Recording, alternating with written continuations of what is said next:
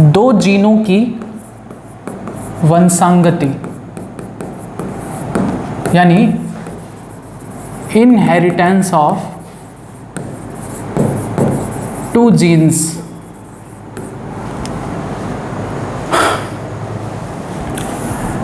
पहले मेंडल ने क्या किया था, एक संकर को लिया, एक संकर कराया, एक लक्षण को लेकर क्रॉस कराया। आपने पढ़ा है कि मटर में कुल 7 जोड़ी लक्षण पाए जाते हैं जिनको मेंडल ने अपने प्रयोगों में शामिल किया था।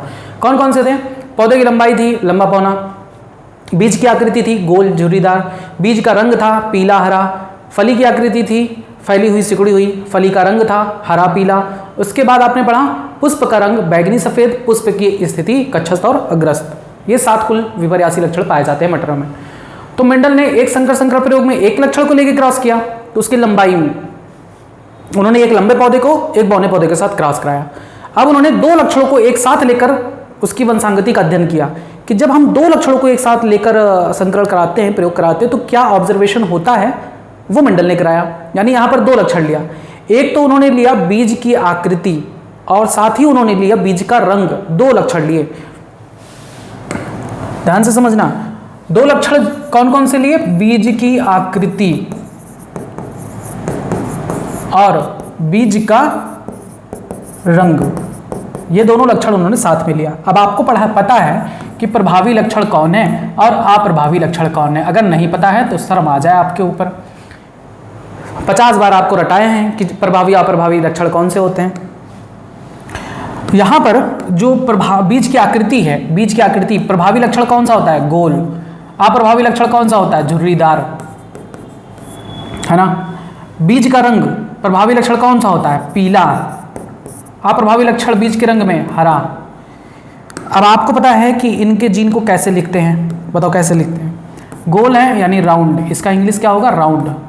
तो राउंड के लिए, गोल के लिए हम जीन क्या लिखेंगे? इसी का कैपिटल लेटर यूज करेंगे, कैपिटल आर। आपको पता है कि जीन जोड़े में पाए जाते हैं, यानी इसके भी जीन क्या होंगे? जोड़े में होंगे, कैपिटल आर कैपिटल आर। झुर्रीदार की इंग्लिश क्या होती है? रिंकल्ड।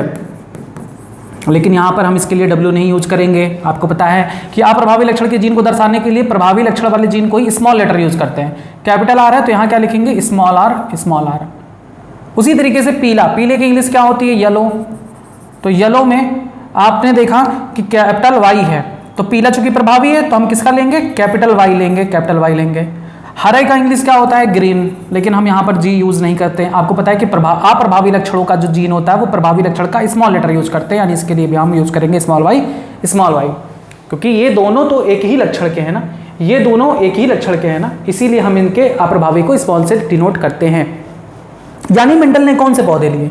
मेंडल ने एक ऐसा पौधा लिया जिसमें उसका बीज गोल और उसका रंग पीला था। प्रभावी रूप से एक ऐसा पौधा लिया जो पूर्व प्रभावी था, यानी उसका बीज की आकृति गोल थी और उसका रंग पीला था। उन्होंने इसका क्रॉस कराया एक ऐसे पौधे से जिसके बीज का आकार झुर्रीदार और उसका रंग हरा था। क्लियर है बातें? समझो। उन्होंने एक ऐसे पौधे को लिया जिसका बीज कैसा था? गोल, रंग कैसा था? पीला, है ना। इसका उन्होंने एक ऐसे पौधे से क्रॉस कराया जिसका बीज कैसा था? झुर्रीदार और उसका रंग था हरा। यानी उन्होंने एक गोल बीज लिया, गोल बीज वाले पौधे को लिया और उसका रंग कैसा था? पीला था। यहां केसरिया आ गया है, पीला समझ लेना। और उन्होंने एक ऐसे पौधे को लिया जिसका बीज कैसा था? झुर्रीदार था और उसका रंग भी क्या था? हरा था। यानी उन्होंने एक ऐसे पौधे को क्रॉस कराया जिसमें जो बीज उत्पन्न होता था वो गोल और उसका रंग पीला होता था। उस पौधे का उन्होंने क्रॉस कराया एक ऐसे पौधे से जिसका बीज था झुर्रीदार और उसका रंग था हरा, बीज का। ठीक है, इसका इन्होंने क्रॉस कराया। अब क्रॉस कैसे कराते हैं? तो आप जीन के अकॉर्डिंग ही करोगे कि गोल का कैपिटल आर होता है, झुर्रीदार का स्मॉल आर होता है, पीले का कैपिटल वाई होता है, हरे का स्मॉल वाई होता है। कैसे कराया? आइए नेक्स्ट पेज पर देखते हैं। तो मेंडल ने क्या किया? द्विसंकर क्रॉस कराया जिसमें उन्होंने एक गोल बीज वाले और पीला रंग वाले पौधे को नर माना। उन्होंने इसका क्रॉस कराया किससे? उन्होंने इसका क्रॉस कराया एक ऐसे पौधे से जिसका बीज था झुर्रीदार और उसका रंग था हरा, है ना। अब बताओ इसके लिए हम जीन क्या लेंगे? गोल है तो कैपिटल आर, पीला है तो कैपिटल वाई, झुर्रीदार है तो स्मॉल आर, हरा है तो स्मॉल वाई। एक लक्षण के तो एक ही जीन होते हैं ना, गोल के लिए एक ही जीन कैपिटल आर, चूंकि जीन जोड़े में होते हैं तो इस लक्षण के जीन जोड़े में होंगे कैपिटल आर। पीला है तो कैपिटल वाई, चूंकि जीन जोड़े में होते हैं इसलिए कैपिटल वाई। इसी तरीके से झुर्रीदार हरा का ये क्या हो गया? जनक यानी P1, जनक पहला जनक यानी प्रथम जनक की पीढ़ी।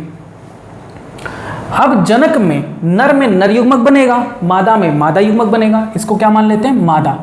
तो नर में नर युग्मक बनेगा। अब चूंकि नर युग्मक कैसा बनेगा?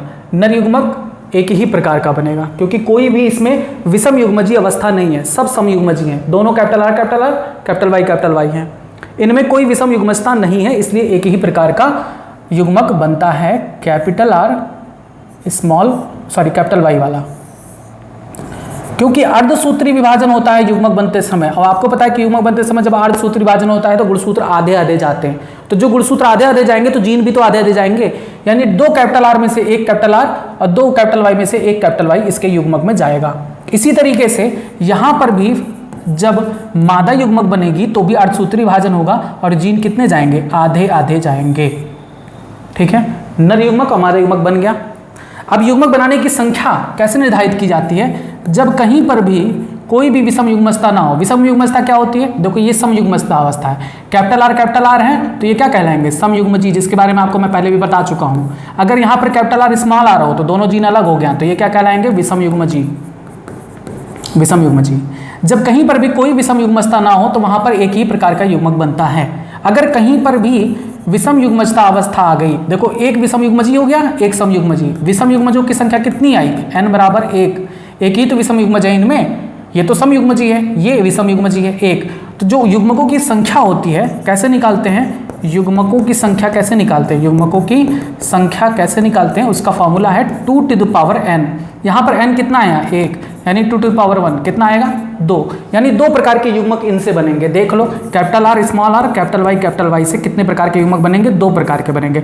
एक बार कैपिटल आर को उठाओ इसके साथ, capital R small capital Y. अब अगर इसी को इसके साथ रखोगे तो भी तो वही आएगा, कैपिटल आर कैपिटल वाई। बचाइए स्मॉल आर कैपिटल वाई। अब अगर इस कैपिटल स्मॉल आर को इस कैपिटल वाई के साथ रखोगे तब भी तो यही आएगा। प्रकार तो 2 ही बनेंगे, युग्मक तो बहुत सारे बनेंगे, प्रकार हमें देखना है। प्रकार सिर्फ 2 ही टाइप के बनेंगे।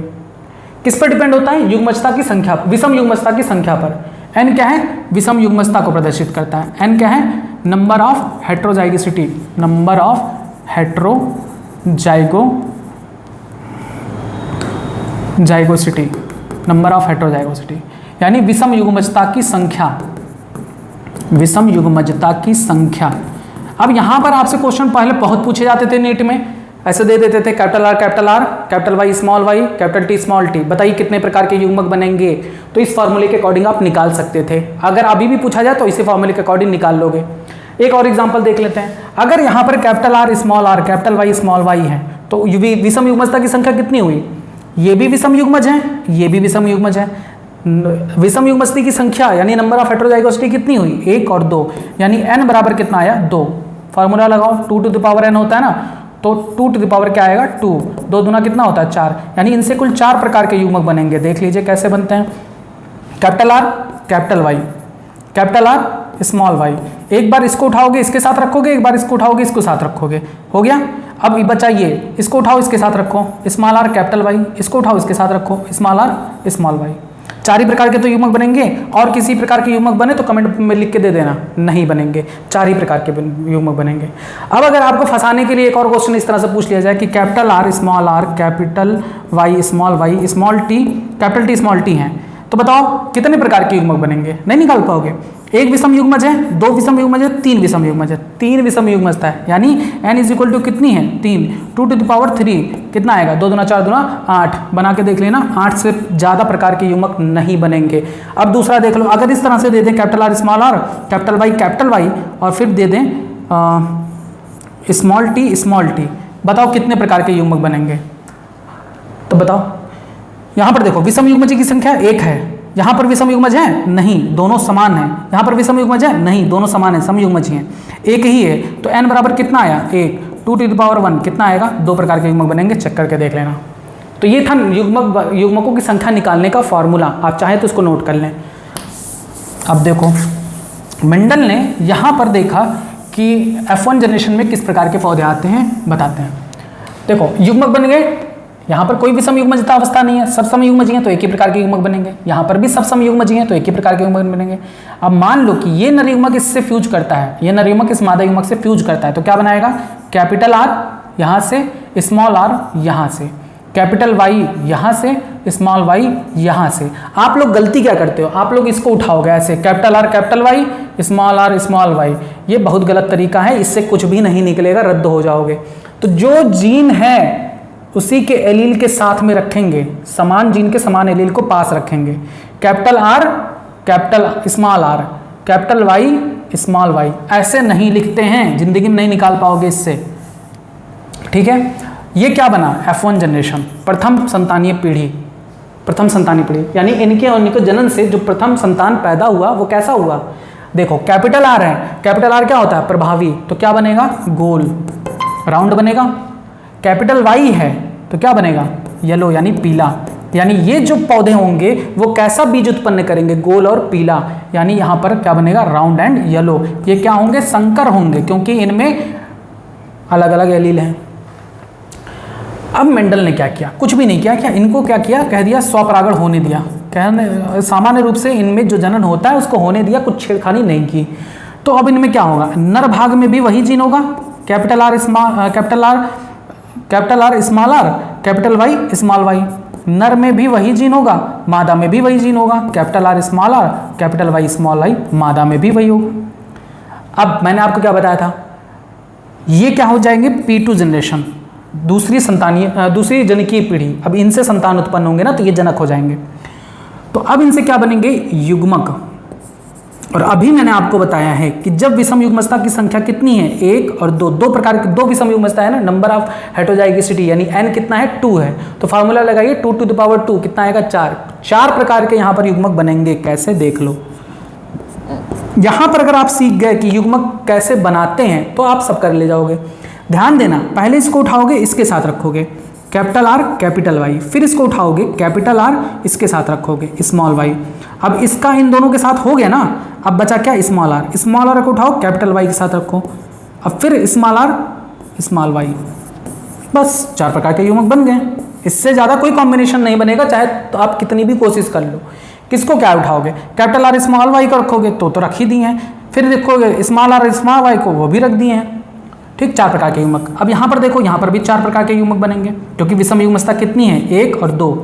ठीक, तो अब कैपिटल R कैपिटल Y इसके साथ रखेंगे, इसको उठाएंगे इसके साथ रखेंगे, कैपिटल R स्मॉल y, इसको उठाएंगे इसके साथ रखेंगे, स्मॉल r कैपिटल Y, इसको उठाएंगे इसके साथ रखेंगे, small r small y। Clear है बातें? 4 प्रकार के युग्मक यहाँ पर भी बने, यानी नर युग्मक भी 4 प्रकार के बनेंगे, मादा युग्मक भी 4 प्रकार के बनेंगे। देखो युग्मकों की संख्या तो हजारों लाखों में होंगी, हमें सिर्फ प्रकार ढूंढना है कितने टाइप के बनेंगे, तो 4 टाइप के बनेंगे। पेड़ पौधे 4 और 8 16 नहीं बनते हैं, बनते तो वो हजारों की संख्या में। हमें वो हजार संख्या नहीं देखनी, हमें सिर्फ प्रकार देखना है कितने प्रकार के बनेंगे। अब हमें नहीं पता होता कि कौन सा नर युग्मक किस मादा युग्मक से फ्यूज कर ले।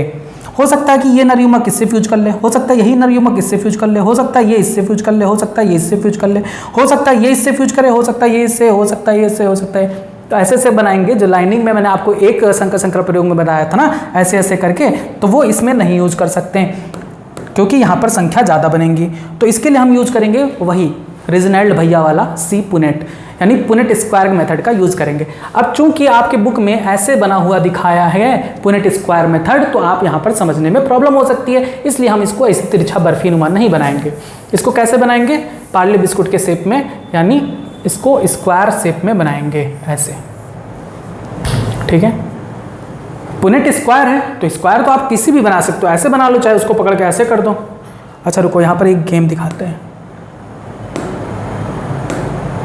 यहाँ पर मैं यूज करूँगा मैजिक ट्रिक, स्क्वायर बन जाएगा।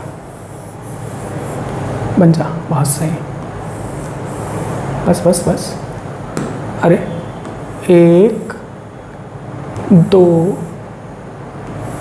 3, 1 2 3। क्या भाई, सीधा बनो। 1 1 तो चलो थोड़ा तिरछा बनना है, बनने दो इसको, बन जा भाई। चलो ये हो गया। अब यहाँ पर हम एक साइड में रख देंगे नर युग्मक को और दूसरे साइड में रख देंगे मादा युग्मक को। यानी इस कॉलम में हम 4 प्रकार के युग्मक बने हैं ना, इसलिए 4 कॉलम बनाए हैं। अब देखो इधर हम नर युग्मक कौन से हैं, ये 4 प्रकार हैं। तो पहले वाला देखो, कैपिटल आर कैपिटल वाई को यहाँ रख देंगे, कैपिटल आर स्मॉल वाई को यहाँ रख देंगे, फिर स्मॉल आर कैपिटल वाई को यहाँ रख देंगे, फिर स्मॉल आर स्मॉल वाई को यहाँ रख देंगे। ये हो गया नर युग्मक 4 प्रकार के।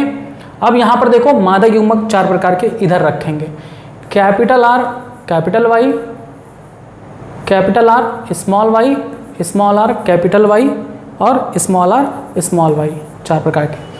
आप रखने में स्वतंत्र हो, आप चाहो तो मादा युग्मक को इधर रख दो, नर युग्मक को इधर रख दो, उससे कोई फर्क नहीं पड़ता। अब आओ देखते हैं कि अगर ये नर युग्मक इससे फ्यूज करता है इस मादा युग्मक से तो क्या बनता है। अगर ये नर युग्मक इससे फ्यूज करता है तो बनाएगा कैपिटल आर यहाँ से, देखो एक कैपिटल आर यहाँ से आया और एक कैपिटल आर यहाँ से आया, कैपिटल वाई, क्लियर बातें, ऐसे बनाते हैं। अब ये मादा युग्मक अगर इस नर युग्मक से फ्यूज करता है तब क्या बनेगा, कैपिटल आर कैपिटल वाई यहाँ से, स्मॉल वाई यहाँ से। अब देखो ये मादा युग्मक इस नर युग्मक से फ्यूज करे तो क्या बनाएगा, कैपिटल आर और स्मॉल आर, कैपिटल वाई। अगर ये इससे फ्यूज करता है तो क्या बनाएगा, देखो कैपिटल आर यहाँ से, स्मॉल आर यहाँ से, कैपिटल वाई यहाँ से, स्मॉल वाई यहाँ से। ये सब अगर करना सीख गए तो कुछ भी नहीं है, वंशांगति एकदम आसान हो जाएगा आपका। अब इस मादा युग्मक का तो चारों नर युग्मक के साथ पॉसिबिलिटी देख लिया कि ऐसा हो सकता है। अब इस मादा युग्मक को पकड़ो और इस नर युग्मक से और इस नर युग्मक से कराओ। अगर ये मादा युग्मक इससे फ्यूज करती है तो क्या बनाएगा, capital R capital Y, small Y. अगर ये इससे फ्यूज करता है तो क्या बनाएगा, capital R small Y, capital R small Y, यहाँ पर कैपिटल है तो कैपिटल पहले, स्मॉल वाई बाद में। फिर इसको लो इसके साथ। अब आप समझ चुके हो तो हम जल्दी जल्दी कर देते हैं, ठीक है। अभी ये इससे फ्यूज करेगा तो ये बनाएगा, अगर ये इससे फ्यूज करेगा तो ये बनाएगा, अगर ये इससे फ्यूज करेगा तो ये बनाएगा, और अगर ये इससे फ्यूज करेगा तो ये बनाएगा, अगर ये इससे फ्यूज करेगा तो ये बनाएगा।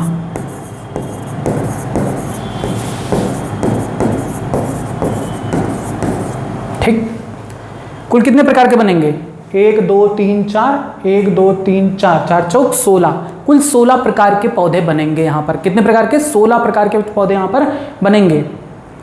अब हम देखेंगे वो 16 प्रकार कौन कौन से होंगे। हम देखेंगे दृश्य प्रारूप का अनुपात, क्या देखेंगे, फिनोटाइप रेशियो। देखो ढूंढो, ये देखो कैपिटल आर है तो क्या बनेंगे, गोल बनेंगे, गोल।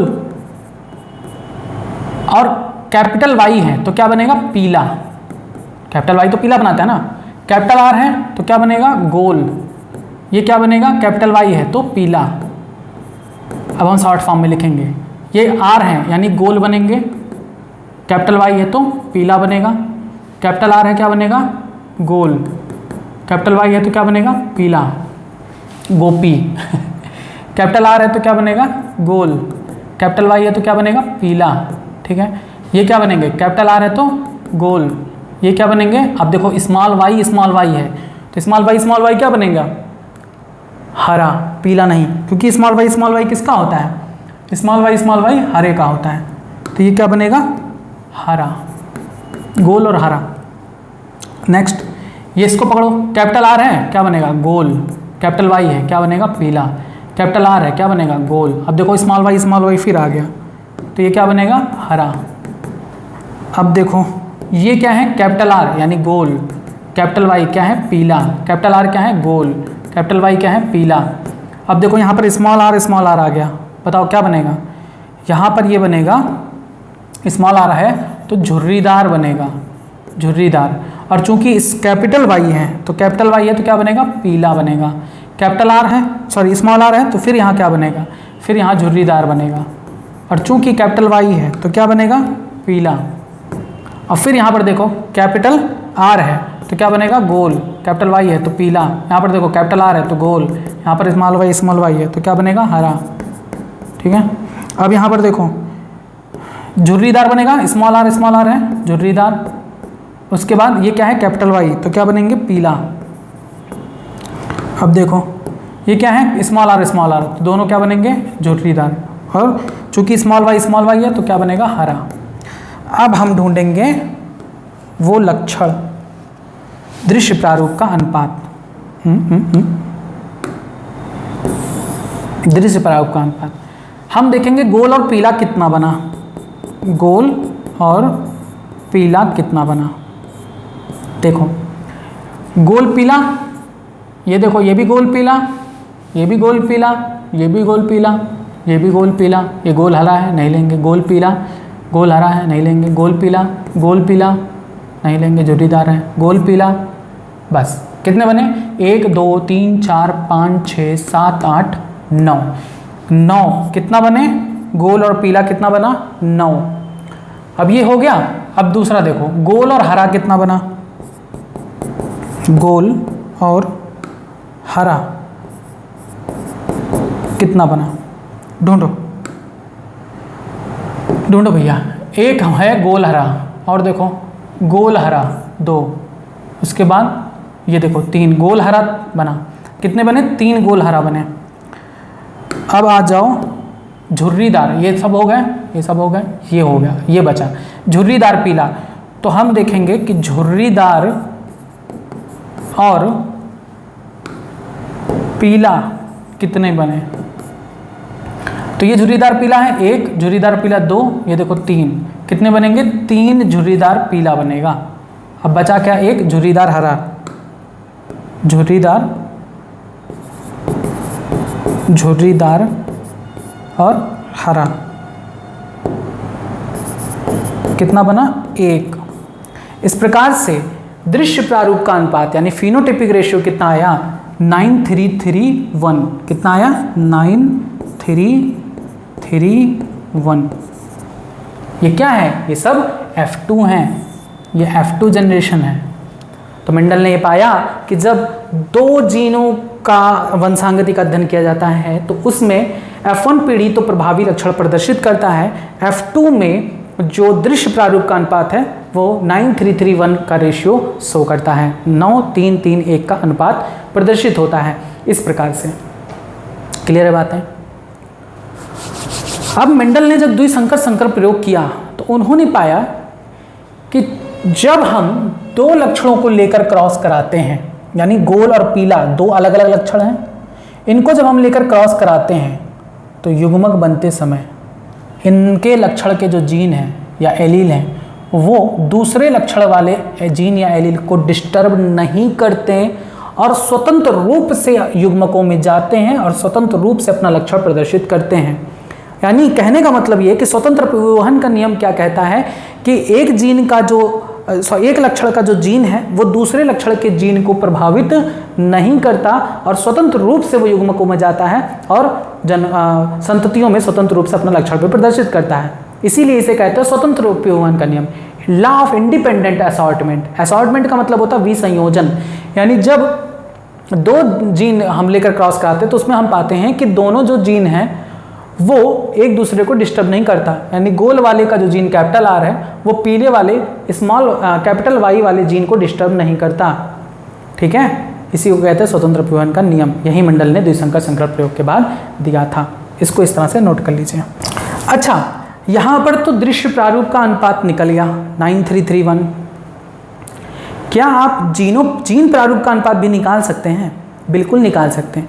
अब आप ढूंढिए कि इसमें कितने प्रकार के कैपिटल आर कैपिटल वाई हैं। ढूंढेंगे तो आपको वो मिलेंगे, एक ही प्रकार का होगा। मैं बता दे रहा हूँ, आप खुद से ढूंढ लीजिएगा कितने प्रकार के जीन बनेंगे। कैपिटल आर कैपिटल वाई पूरे इसमें स्क्वायर में कितने हैं, कैपिटल आर कैपिटल वाई कितने हैं, आपको ढूंढना है, अपना लिखना है जीन प्रारूप का अनुपात कितना आएगा। वैसे मुझे याद है 1:2:1 4:1:1 आएगा, ठीक है, 1:2:1 4:1:1 यही अनुपात आता है। मैं यही लिख दे रहा हूँ, जीन प्रारूप का अनुपात कितना आता है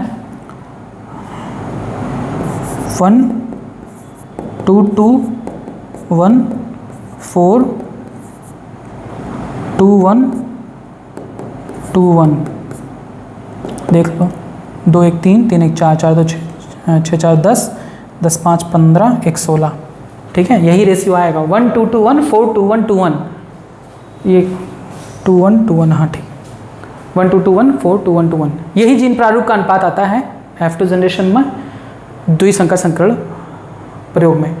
अब यहाँ पर आप लोग क्या कंफ्यूज हो जाते हो, आप लोग कहते हो ये तो नहीं आ रहा है सर जी, ये आ रहा है 1 2 2 4 1 2 1 2 1 ये आ रहा है।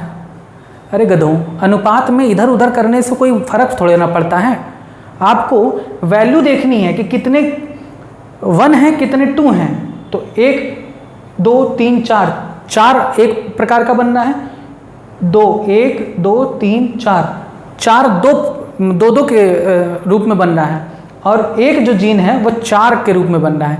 तो चाहे ये लिखो और चाहे ये लिखो, बात तो एक ही है, चाहे इसी को 1:2:1 4:1:1 कहो, चाहे 1:2:4 1:1:1 कहो, बात तो एक ही है। हमने क्या किया कि इसमें याद करने के लिए, मुझे याद करने में आसानी थी, इस नाते हम जो ये 1 है ना, इसको हमने पहले कर दिया और 4 को बाद में कर दिया। देखो 1 को उठा के पहले कर दिया, 4 को बाद में कर दिया, तो जिससे मुझे नंबर का जो सीक्वेंस है ना वो अच्छा लगा।